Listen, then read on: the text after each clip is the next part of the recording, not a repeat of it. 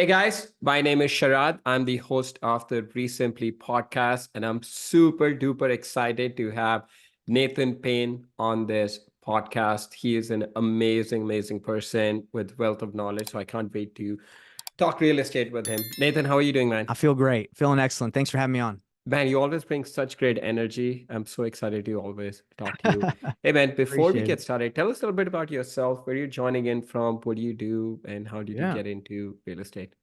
Yeah, so I'm joining in from Salt Lake City, Utah. I've been in real estate for several years now, and I've gone through it all. I've gone through having big teams, small teams. Right now, I'm running a model, a wholesaling model that's you can say it's reverse wholesaling. I don't say it's like specifically reverse wholesaling because we don't always find the buyer first, but we have relationships with buyers and we bring them deals. That's how I work right now, and it's a very small team, low overhead. So when I make money on a deal, I get to keep majority of the money, which is great. So that's what I do. Yeah, tell us a little bit about how did you get started in real estate? How long have you been real estate investor? Yeah, it's a great question. 2018 is when I started, May of 2018. So what is that? 5, 6 years, pretty much. Yeah, almost 6 years. Yeah. Yeah, almost 6 years. So I've been doing it for about 5, 6 years. Started with zero knowledge. Absolutely knew nothing about real estate. I didn't even know what wholesaling was. I just knew you could make money in real estate. Like most people, they're like, oh, let's do real estate. And then they Yeah. kind of find their niche, right? They find out what they like or what they're good at. So I came from a door-to-door background, selling door-to-door. I'd knock on people's doors and sell them dish network, satellite TV. I'd knock on the door and say, hey, TV bills are really high in the area. A lot of people have been complaining. I'm here to see if I can save you some money. Pretty much that was the pitch. And they'd say, get out of here. Or they'd say, okay, yeah, my bill's really high. So I started doing that. That's how I kind of got my sales background. And after doing that through college, I graduated, met my wife. And I was like, I don't want to be knocking doors for the rest of my life. I don't want to be an old man knocking on people's doors. What can I do? And also, you had to travel every summer to a new area. And I was like, I don't want to travel anymore. So it's like, what can I do to make money? My roommate in college, he did real estate and his dad was a wholesaler in Missouri. So I was like, real estate's good. So I reached out to him. I said, hey, are you doing real estate? What are you doing? And he had moved to Utah recently where I'd moved after we both got married. And he's like, no, I'm doing tech sales. I'm not doing real estate, but I want to. I was like, well, how about you stop your job, come, let's go start a business together doing real estate, right? We at the time didn't even know what wholesaling was really, but just, hey, let's just do real estate. And he was like, okay. So he quit his job and we did a little bit of door to door together. We tried to like build a team and separated, like, we try to run the door to door business and the wholesaling business. Not effectively. It was very difficult to do both. So eventually we just stopped. We're like, hey, we got to get rid of this door to door thing. We got to go all in on real estate. So then that's when we went all in, and that's how I started. So from the time, like in May 2018, Mhm. you decided, like, how long did it take you to get your first deal? And what was that like? That first deal. I'm sure you know all about people's first deals. It was a terrible experience. I didn't know what I was doing, so I messed everything up. So it took me about 4 or 5 months so when I say I started real estate in May, I kind of took me like 2 months of like thinking about it, planning, making like maybe a couple calls a day, thinking I was doing it. And then after doing it for 2 months and kind of going between the door to door and that, I was like, okay, I got to go all in. So once I went all in, it took me 3 months to get my first deal. And we got the Mojo dialer and we were just hammering, calling expired listings, notice of defaults. We were just didn't know what was going to happen. Everybody we called seemed like they didn't want to talk to us, but we eventually found somebody that answered and he was like, yeah, what's your offer? Right. One of those. And you're like, wow, somebody wants an offer. And do you want me to go into the story of our first deal? It's pretty crazy. Yeah. Yeah, why not? Okay. So me and my buddy were cold calling and it's around like 1 p.m. right? It's 1 p.m. and you could say afternoon. He calls this guy named Donald. And this guy answers the phone and he seems half asleep, right? He probably was asleep. And Corey, after he gets on the phone, he's like, hey, I just talked to a guy. He said he's interested. But I don't know, man. It sounded like he was sleeping, and we're just kind of interesting. It was like middle of the day. We didn't know what's going on, but he said we could come over. So we go over to his house like that day, or it might have been a couple days after, but we go to his house, middle of the day. The guy's sleeping again. So we're like, oh man, this guy must be pretty tired or depressed or something's going on. But he lets us in and he's just like, yeah, guys, thinking about selling, lost my job, haven't been working for a long time. And yeah, just thinking about selling. And we didn't know what to do. We're just like, well, you want to sell us the house? And this appointment, it took like 3 or 4 times going to his house just to even like approach a good like negotiation. We were just hanging out half the time. We were just like, let's go see Donald. We got nothing else to do. Yeah, it was weird. Like sometimes we would call him and we knew he was sleeping. So we would just go to his house and knock on the door and be like, Donald, we're here. Yeah, what's up, man? What's up, Here's some man? breakfast, here's some lunch for you. Yeah, we're here so much. And we go in, he'd have his Xbox on. So the reason why we found him is because he was an expired listing that didn't sell his house because he didn't get the offer he wanted. And he was in pre-foreclosure because he wasn't making his payments. He lost his job. So he was like maybe 20, 30,000 behind on his payment. You know, we found that out as we were hanging out with him. And eventually, again, we didn't really know how to run comps. We were just like, we think 180 is low enough. So we made an offer. We can buy your house at 180. He's like, okay. All right. So that was the traditional way of like how I was doing wholesaling, right? Like you'd make an offer that you thought was good, and then you would go find a buyer, right? Which can present a lot of problems because Yeah. a lot of time you don't have it low enough. Did And you you make got money on that deal? yeah, we ended up making money, but it was after a lot of pain. So how much money did you make? Like, let's just, I made 5,000. 5,000, and I'll just quickly sum it up. Basically, what ended up happening is we didn't get it low enough, so we had to go back to him, and after trying to show the house like to several investors, and we were like, "Hey, I'm sorry, man, we need it lower. Can you take $5,000 lower than what we agreed?" And he was like, "Sure, whatever." I'm just trying Dude, to go you could have to. just offered him like 120, 130, and then he would have been like, sure, Yeah. Yeah, we didn't know, so we were just Yeah. like, "Can you But you take still made 5K?" money. Yeah, You we still made money. made Yeah. made money. Going back, obviously, I would have handled it a lot differently, but we were just like, yeah. And he was from Croatia, and he wanted to just get back to Europe, and he was like, dude, just let's get this done. So Yeah. that was my first deal. Oh, cool, man. So that's your traditional wholesaling to what you're doing now is kind of different, right? Yeah, So right. what led you from what you were doing to what you're doing now? Just like, lay the groundwork on that. Man, it was just a lot of pain and a lot of experience having to cancel a lot of contracts, right? Right. That was what kind of led me to what I call painless flipping. Some people call it reverse wholesaling. It's a little different, but what was happening through my journey of like the last 5, 6 years, I would talk to sellers that were motivated, and I would make offers that I thought made sense, right? I was like, okay, this is low enough. The numbers check out, and we would get under contract, and then we would try and find a buyer. We'd use all the different, softwares. I don't want to throw anybody in the bus, but we would use the softwares and we'd try to find buyers, and people would be a lot lower than we were. We wouldn't get any interest. And this really kicked our butt when we went nationwide. We just turned on the pay-per-click. We turned on pay-per-click nationwide, PPC, and all these leads started flooding in. And we're like, we're going to be millionaires. We're going to freaking crush it. This is be great. And what ended up happening is we got a lot of contracts to later find out that there's really no flippers in that area of like Peoria, Illinois. That's actually a decent place. But just for example, there's just a lot of Right. leads we got that just had no flippers, no action. But we didn't know that. We were new. So then I was like, look, I'm tired of locking up stuff, having to cancel, not getting it low enough, having to tell the seller, getting my team excited, and then we cancel the contract. Everyone's emotionally distraught. They're like, I thought we are going to make money.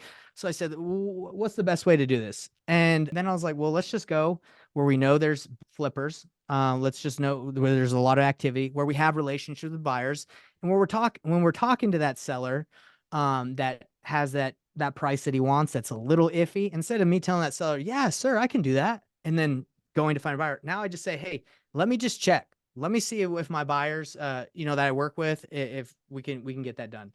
And I just call a couple of my buyers and I say, hey, where are you going to be on this one? So I don't lock it up and waste everybody's time.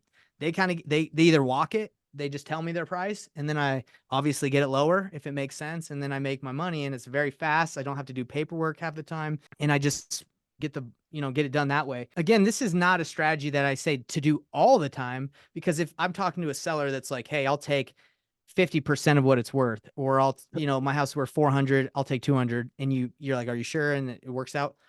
You just put that under contract. You don't need to ask your buyers what they would pay. You already know it's a great deal. But there's too many that we run into that are like sort of good deals, and you just don't want to let that go. You want to make money. So Right. that's what I teach and that's what I do. So you're primarily working for buyers. So if I understand correctly, you're starting with the end buyer in mind, Mhm. looking at, hey, these are the core group of buyers that I have, 10, 15 buyers that are buying consistently in my market.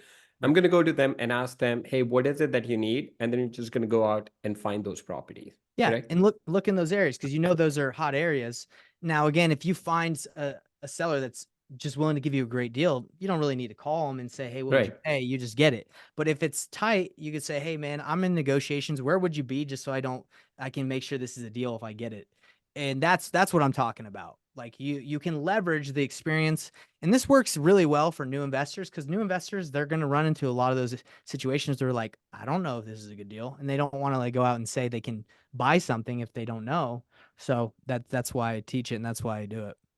So in the case, I'm curious, if you get a property under contract directly with the seller, let's say 50% of the market value, Mhm. are you then assigning the contract to the buyer, or are you just saying, hey, I locked this up for, let's say, 100,000 to $200,000 house, you pay me 10,000? Is that If it's a great deal, then you got to look at different extra strategies. You got to say, okay, how much am I going to make if I flip this myself? How much am I going to make if I just put this on the MLS, like wholesale it, right?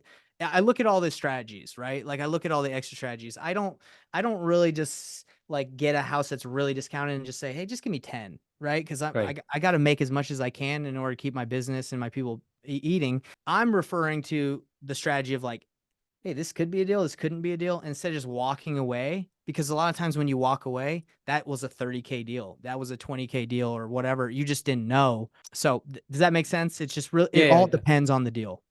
So for a newbie who's starting out and is tight on budget, like a lot of newbies are, what would you tell them is the best way to get started? Tight on budget, don't have like, thousands of dollars to spend on marketing. Great question. There's two free lead gen sources out there that I use every day. You got the MLS, right? You have agents that list properties. Distressed sellers hit the MLS all the time. I've been a distressed seller on the MLS. I've been having properties. I'm like, I just want to sell this thing. Someone just make me a dang offer. So there's distressed properties on MLS and it's free. And another one is wholesalers. When you reach out to a wholesaler and you say, hey, I see that deal that you got. I have someone that might be interested in that property. Is it okay if I bring my buyer and make you an offer and I can add my fee on top or we can split the wholesale fee? 99.9% of wholesalers are like, yeah, I'm trying to sell this. I don't care how much you make as long as I make money. So I start out and I tell newbies, get your core group of buyers, start with 3 to 5, look at deals that are already for sale instead of having to go find them, go like, negotiate it. They're already there. MLS and wholesalers deals they're like, I need to sell. Bring your buyers to those, get their offers, and just add your fee on top or whatever your negotiation is. That's how you can get a deal sometimes within an hour, sometimes within 7 days. I'm not going to set the expectation, say, hey, if you do it today, you're going to get a deal because not everybody can do that. But I've gone to new areas, new markets, and within two hours of actually working, I've been able to give it to a buyer that I know and have the EMD and all that sent out because I know who to talk to. So this would be incredible for a newbie who doesn't have any, let's just say, has very little money to spend on this. But how would you go about, like, what questions would your end buyer have if you present them an MLS deal? You're just basically adding the value by negotiating Yeah, for yeah, them? you're exactly. So let's do an example. If there's a $200,000 house on the MLS, Right. you're not going to go to the your buyer and say, "Hey, here's a $200,000 house. I think it's a good deal for you." And they haven't called the agent, they haven't provided any value. For me, that as a buyer, I'd be like, "Well, what value did you provide? You just showing me a listing." What Right. I'm telling people to do is call that agent that has the property at 200,000. Say, "Hey, I know a couple buyers. I'm not buying, but I know a couple that are looking in this area. Is the price negotiable? Can I bring a buyer to this? What's the lowest the seller would accept?" I know you're not, a lot of agents won't say anything. They're like, oh, just make your offer. But you could say, hey, if you do talk to the agent and they're like, you know what, we've had a lot of offers and, we're really just trying to move this thing. We need it at least at 170. So then, you could go to your buyer and with that information, you could say, hey, look, this thing's listed at 200. I actually know that they're willing to accept 170. That's not with my fee included, but I think it meets all the criteria we talked about. Is this something you'd be interested in? just give me 5K, give me 10K, whatever, just for bringing it to you, if it makes sense. Then the buyer's like, oh yeah, I didn't know that this opportunity was that low, because I'm not making calls to MLS, that buyer's not. So that's the value you would provide, is bringing an opportunity and letting them decide if it's a good fit for them. Yeah, I think I like in my area, if an investor brought me a deal, even if it was listed on MLS that I haven't looked at or I haven't been able to negotiate, and this person brings in a $200,000 house that I can buy for 170 and put money in it, make money on top of it. I'm like, yeah, sure, I'll pay you like 5,000 because I would have never gotten this deal. Exactly. And that's where Right. the power is of the new investor is, as you level up as an entrepreneur and investor, like, you delegate a lot of that stuff, like calling and negotiating, you to other people, right? To VAs and, maybe your team. So you don't see every opportunity that's out there, and you're only going to know about what's out there if you make the call. Because Right. a lot of people, and I do this too, like I did this a lot. We would just send out offers. We would just send out blind offers, letter of intents to everybody. And agents, like, they don't respond to those. Those rarely work. You really have to get on the phone. And that's like where the power is. So if you're new, get on the phone, start finding out what deals are there, bring them to people who have money that buy, you'll get a deal. A lot of investors talk about building a big buyers list, right? They boast about having thousands and thousands of people on their buyers list. Is that really important? Well, I have a lot of experience with that. I'd say no, not at all. So when I went nationwide, like I told you, pay per click, I was struggling to sell my deals. So I reached out to someone that was mentoring me at the time, and I said, "Bro, how are you selling all your deals? I'm all my deals are like, I'm having to cancel them." He's like, "I have a great buyers list." So I was like, "Okay, great. Can I buy it? Because I got like 20, 30 houses under contract. If I can sell any of them, it's worth it." He's like, "I don't sell it." I was like, "Dude, please, please sell me your buyers list." He's like, "Okay, 25,000." And for me, that's a lot of money, right? But I was like, well, if I can sell these deals, I'll make my money back. So I bought it and I started using it. At 1.3 million people on the buyers list. Did it work? Not really. A lot of fake emails, a lot of crap, right? So then I go back to him, I'm like, "Hey, what happened? Like, you said this thing was the holy grail." He's like, "No, man, I filtered through that list. It cost me a lot of money, but I filtered, and I work with like 400 buyers. Out of all those, that's like my Rolodex." And I was like, "Dude, sell me that. I don't want your giant list. I want who are the people?" And he's like, "Nah, man, that took me a lot of time." So whatever. All I'm saying is, you can get as many emails, as many buyers you want. You don't have the relationship with those people. They might not open up your email. They don't know who you are. It might go to spam.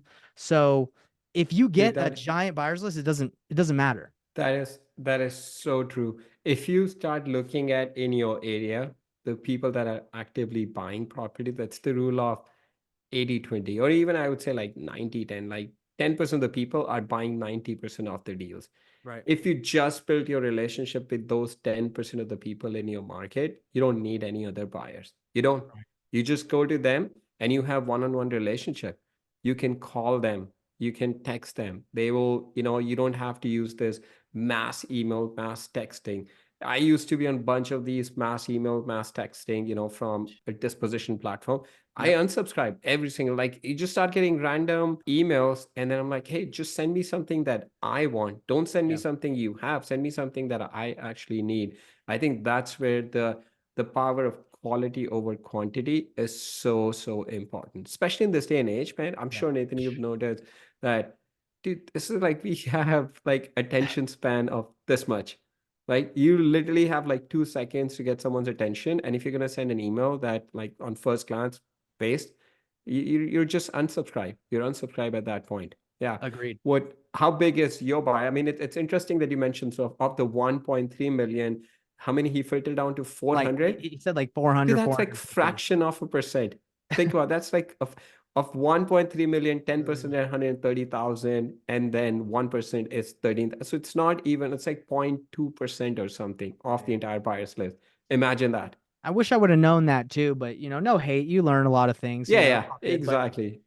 it's crazy. Exactly, you're saying quality over quantity, and that's the problem these days. Is people just think the more they put out, the better they'll do. And I guess you could say it works sometimes for like social media and stuff, even though I'm a little skeptical on that as well. But it just doesn't work that well, and people are unsubscribing. Buyers don't look in emails. Right now, I probably have about, just today, like 17 email deals. but Right. I gotta look through them. I gotta run Yeah. comps to make sure if they're even legit. So you got to give people save people time. You save people Yeah. time, they'll pay you. Exactly. And imagine like you, the 17 emails that you have versus one guy that is working directly with you one-on-one. He sent you a text. You're going to give your more time to that one deal versus the 17 deals together.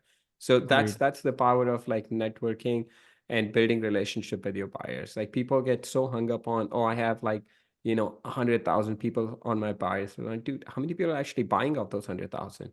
You Yeah, know, how many and people even open your emails? yeah, exactly. Exactly. Like, is there any point if the emails are going to their junk, they're not even opening, they're unsubscribing? I would rather have like 10 people that are buying multiple deals from me every single month, you know. Exactly. And But that's what I preach and that's what I teach. It's like, look, guys, like you're all even with lists, right? Like when I first started, I thought I just needed to text, email, call as many people as possible. And I would not really list stack. I would just do absentee owners. Now it's like, dude, if you really want to get a deal quick, you got to find that motivation. You got to be targeted. yeah, 100%, man. Hey, Nathan, what happens? Let's say you have a buyer. Let's say I'm your buyer, right? Mhm. You bring a deal to me from, a wholesaler in the market, right? Let's say Okay. you and I both are in the Utah market. You bring a deal to me and I am on that wholesaler's buyers list. Like, how do Yeah, you deal with that? I'm sure you know that happened, that I've already of seen that course. email. I gave a glance to that deal, passed on it, but you're bringing me that deal now. So just like with the real estate agent, if you just bring that listing without talking to the agent or knowing if it's a better opportunity than what they see, you don't provide any value. I don't send like an email blast or anything from a wholesaler if it's what they sent the deal out as, or if I didn't talk to the wholesaler. When I bring those deals, it'll be like, hey, you probably saw this email, right? And they're like, yeah, I saw it. I passed on it. I didn't even look at it because it just was bad. I said, I talked to the wholesaler and he told me they actually have a $40,000 wholesale fee in there and they're not getting any love. I know they're willing to take 5 or 10. They just want to move it. I can get you this deal for instead of 200,000, I can get it to you for 160 and then obviously hook me up with a fee. I'd like to make 10, I'd like to make 5, whatever makes sense. That's the same approach. You're providing value and that's a deal they didn't know existed, Right. but now they do. Yeah. So you're just basically negotiating on my behalf, in this case, buyer's behalf. You've already negotiated, say, hey, I know this deal came to you at 200,000. Don't worry about it.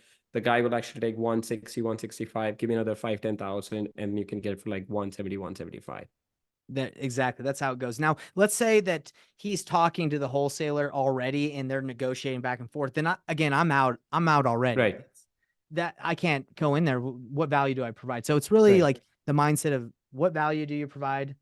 How are you benefiting them in with the deal? That sounds good, man. Hey, let's just go through a practical example. Let's say we go to a new market. I don't know. You can pick any market, whatever. Okay. Let's say I'm a newbie. I go to a new market. I want to get started. I don't have too much money to invest.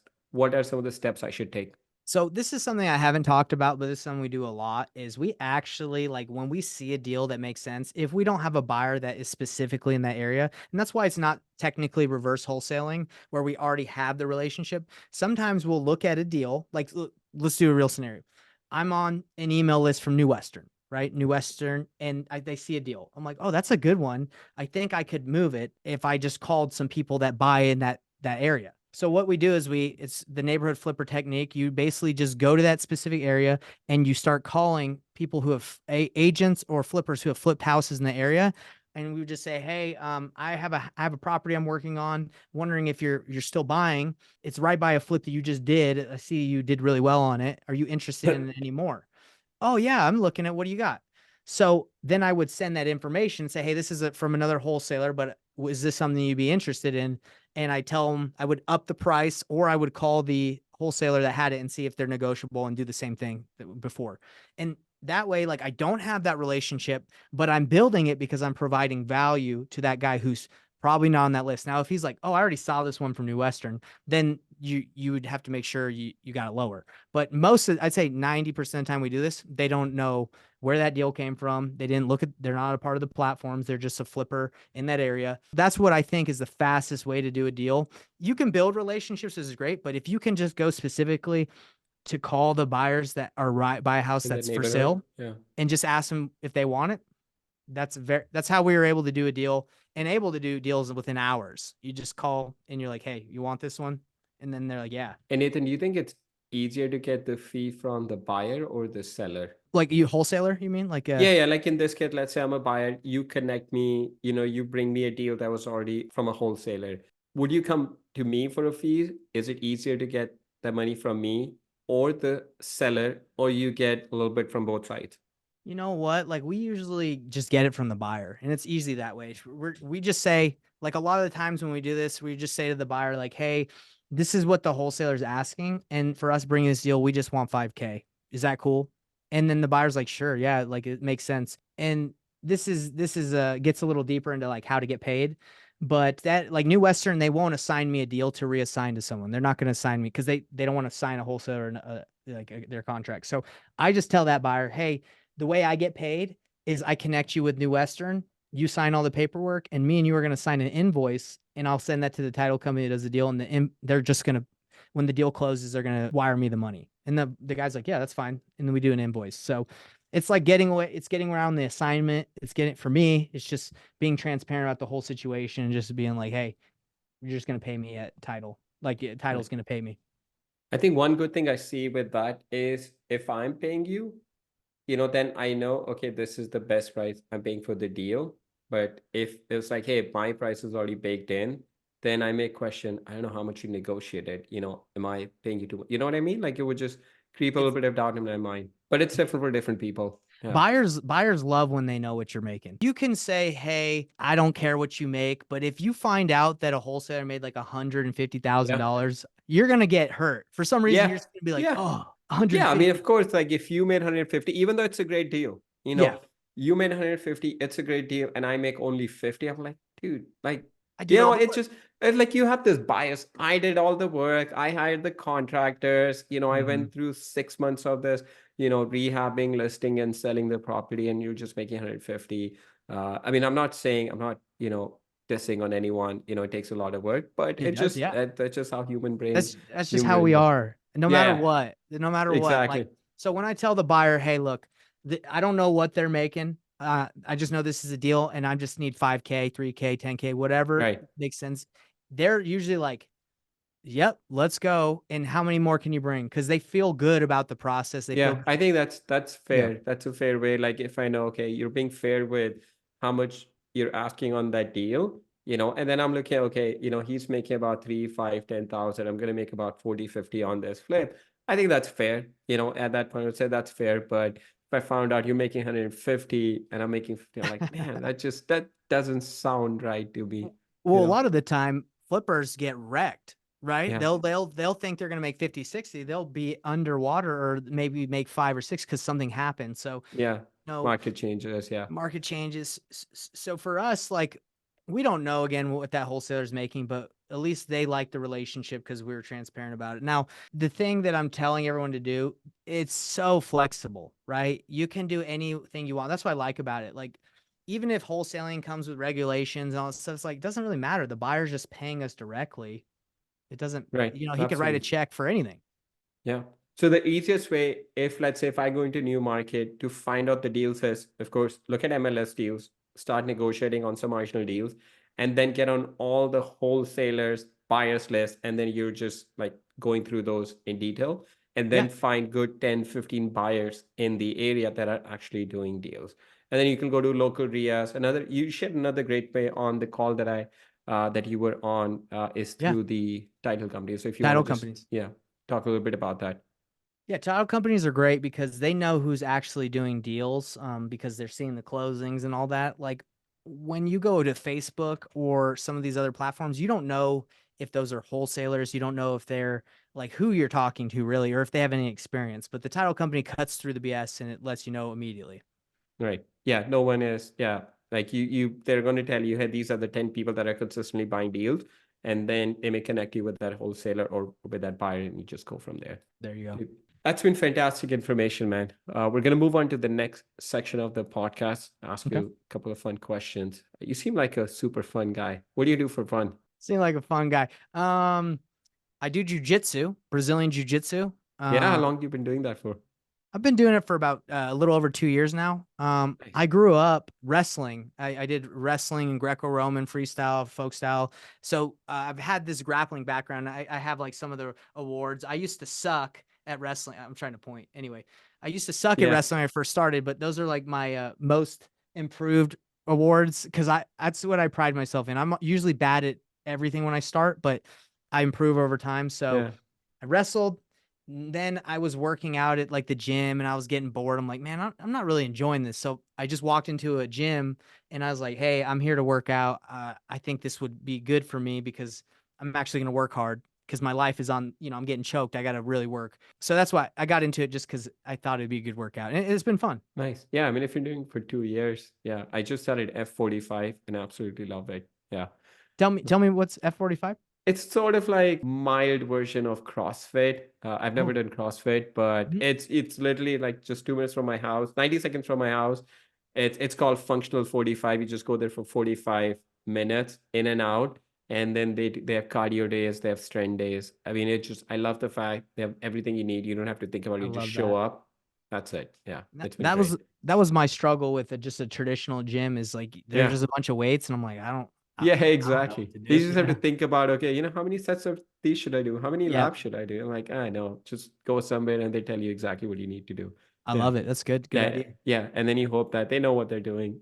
Hey, what are some of the books you have read that have had the biggest impact? One could be, you could do personal, business, or one of each. I'm glad you asked that because that's actually one of my other hobbies. So I just got an app called Bookly.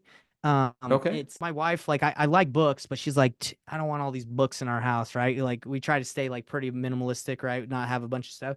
So I was like, okay, well, I'm gonna get an app that I can like keep track of my library, like of all the books that I'm Nice. reading. And it's really cool because it tells you like your reading speed, tells you how many pages you have left. Like it really tracks and helps me know like, okay, I'm 51% done with this book. I'm almost done, halfway through. But there's a two type of books I like to read, obviously like fiction and self-help. I'm a spiritual guy. I like to read like the Bible, scriptures. But when it comes down to like business, since we're talking about business, I really liked the Slight Edge. If you've ever heard of that book, Yeah. Yeah. Yeah. great It's really book. good. It really just talks about how small incremental improvements is the key to success. You're not going to do a quantum leap of like I'm making like $100 a day to like a billion tomorrow. It's just not how it works. You have to progress. So just by being 1% better. Traction's a really good one. I really like when it comes to fiction, I like Fyodor Dostoevsky. If anyone's ever heard of Yeah. Fyodor Dostoevsky, he's a great author from Russia in the 1800s who's got amazing books. So I've been reading pretty much all of All his. right. So I got to check uh, those out. yeah, he's one of the greatest of all time. So I love books. All right. Final question.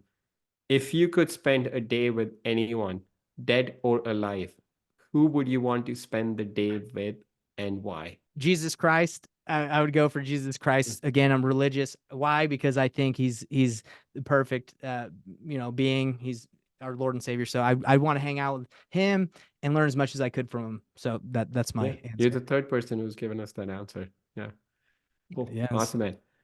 All right, Nathan, if someone wants to connect with you, learn more about, what you do, you also coach newbie investors, correct? Yeah, Yeah, if somebody wants to connect with you. Yeah, new investors and investors that are experienced, but they want to continue like to have better consistency in their deal flow. Because I think the strategy I have, I'm experienced, but I didn't really know about this until I really like honed in and like, dude, I'm losing out on deals that I shouldn't be. I should just ask people what they'd pay. I don't always have to get something under contract. So what Right. I teach is not just new investors, it's just the strategy and pulling as much as you can out of the leads that you have. But if you want to get a hold of me, two places to do it are the best. I have a Facebook group called Painless Flipping. It's a Facebook Yeah, group. we'll put a link in the show notes, yeah, for Yeah. anyone.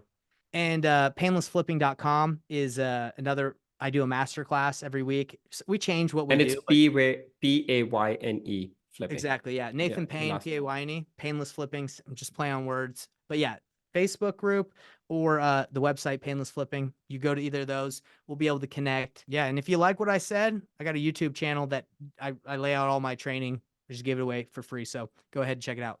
Yeah, really great content on your YouTube, man. Thank you. Cool. Awesome, Nathan. This has been fantastic, man. Really, really appreciate you coming on and sharing your wealth of information. Always a pleasure, man. I love hanging out with you. Thank you, man. Thank you.